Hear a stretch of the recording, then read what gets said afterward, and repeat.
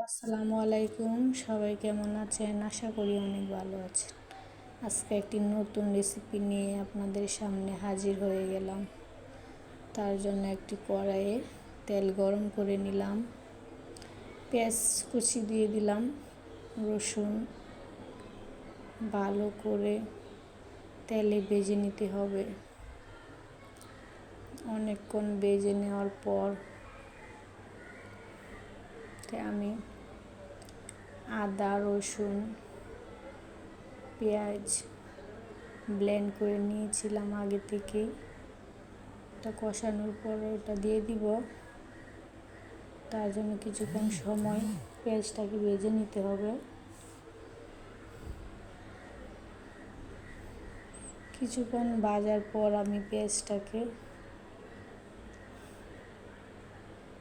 Blend করা আদা পেঁয়াজ রসুন পেস্ট দিয়ে দিলাম।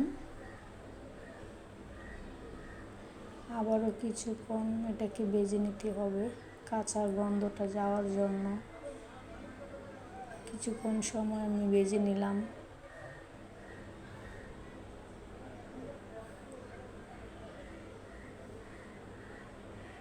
তারপর আমি একটু পানি দিয়ে দিলাম। এখানে আমি এখন মশলা দিয়ে দিব, হলুদ গুঁড়ো, মরিচের গুঁড়া,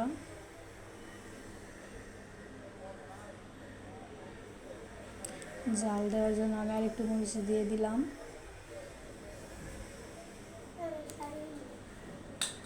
কিন্তু ধনিয়ার গুঁড়া দিয়ে দিব।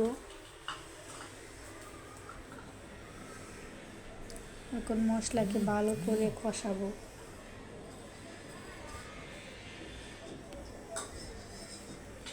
ভালো করে কষলে মশলাটা সুন্দর একটা ঘ্রাণ বের হয়। ভালো টেস্ট পাওয়ার জন্য এটাকে অনেকক্ষণ কষাতে হবে।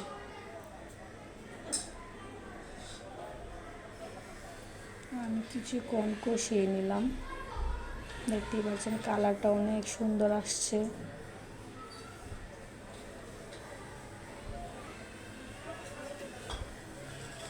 এখন আমি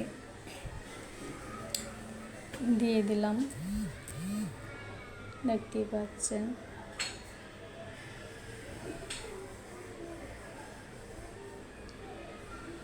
মশলাটা ভালোভাবে কষাতে হবে। কবুতরের গোশটা এখন আমি দিয়ে দিব।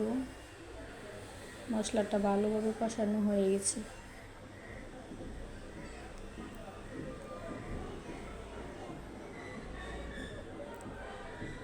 উপরে তেল বেশি আসছে। এখন আমি কবুতরের গোশত দিয়ে দিলাম। ভালো করে নেড়ে চেড়ে এটাকে জাল করে দিব।